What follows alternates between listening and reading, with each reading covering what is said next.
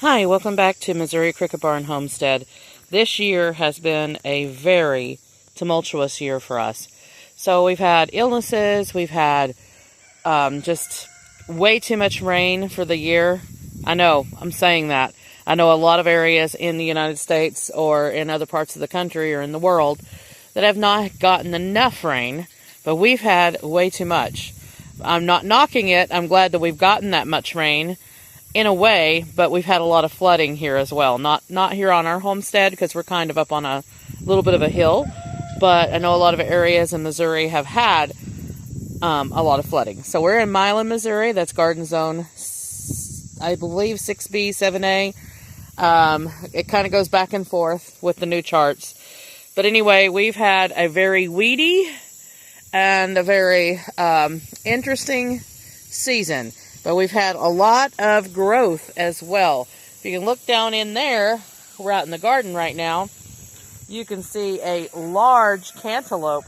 We've had a lot of cantaloupe this year, a lot of watermelon. I have tons of watermelon in here. We still have cantaloupe setting fruit. I don't know if you can see that over there.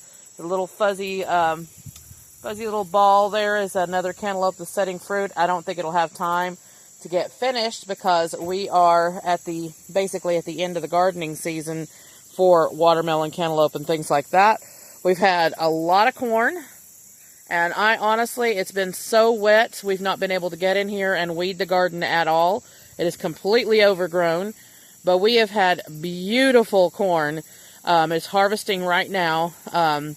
Absolutely gorgeous corn, even though we've not been able to really take care of it. It's just been way too wet. By the time we get in here, we get our boots and everything completely caked with mud, several inches. It gets heavy, hard to move around in here, so it has been an interesting year. So we've had a lot of cantaloupes, we've had a lot of tomatoes, we've had a lot of the good crops. We have not harvested the potatoes yet. So look at that cantaloupe there. I know it's a little weedy, but absolutely enormous cantaloupes.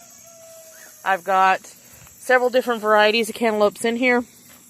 We have Sugar Cube, we have Hell's Best, we have Charente, and I think there's a couple more in there. And then we have watermelons are Dixie Queen, Moon and Stars, Charleston Gray, and there's a couple more. I think there's a Crimson Sweet in there as well. We've got watermelons galore in here right now. You may be able to see one right there. And there's another one over there. Some huge ones are in here. And also hanging on the outside of the fence, there are 3 or 4 watermelons right in here. I believe this is, I think this one's a Dixie Queen.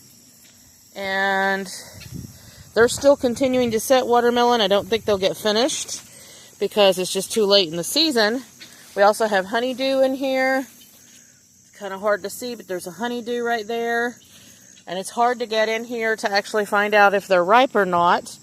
Usually they will basically destem themselves. They will fall off of the vine when they're ready. Watermelons, not so much.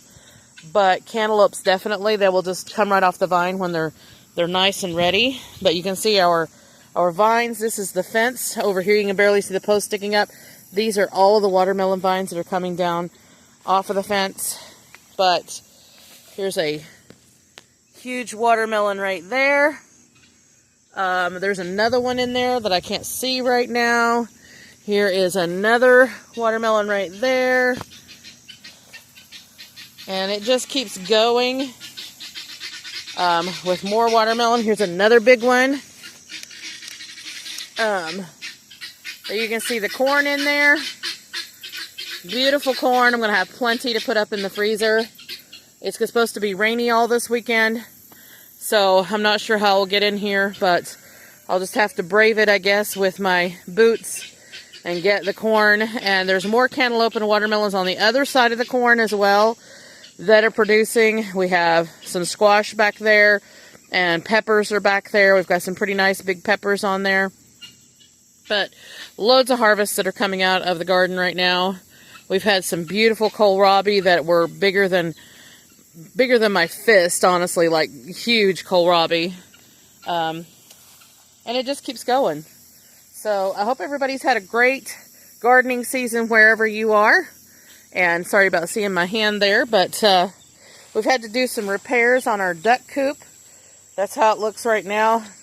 Duck coops are not pretty because we've actually lost a couple of ducks to raccoons.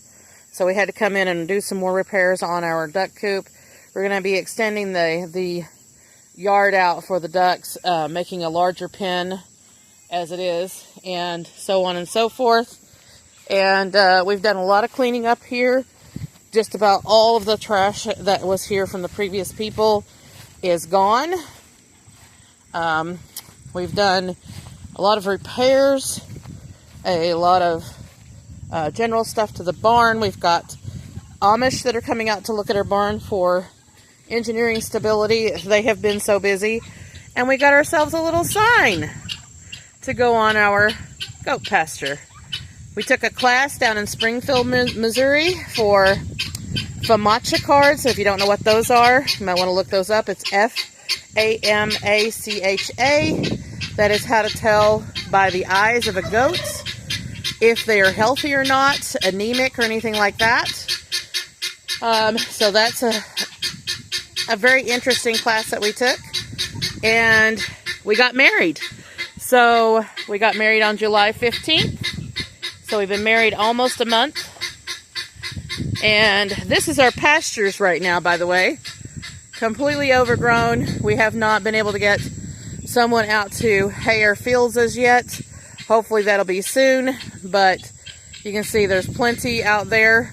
You actually want the weeds when you are haying for goats because they love weeds, especially ragweed. And that's one of the things we found out with the class. They like more browse than they do grass, although we've got loads of grass in the pasture. So we had an issue with barber pole worm this year. We lost one of our goats to that, our buck, so we had to end up going to Oklahoma to get another buck. So that's how we went and took the class, found out about all of these things for the FAMACHA card, which is basically telling by the lining of the eyes of the goat if they're anemic or not. That's something that everybody should learn about, but this is our pastures right now. Completely overgrown. It's over my head. And hopefully we'll get that cut soon and get that baled up. But like, subscribe, hit the notification bell for notices on new videos as they come out. And we'll see you in the next one.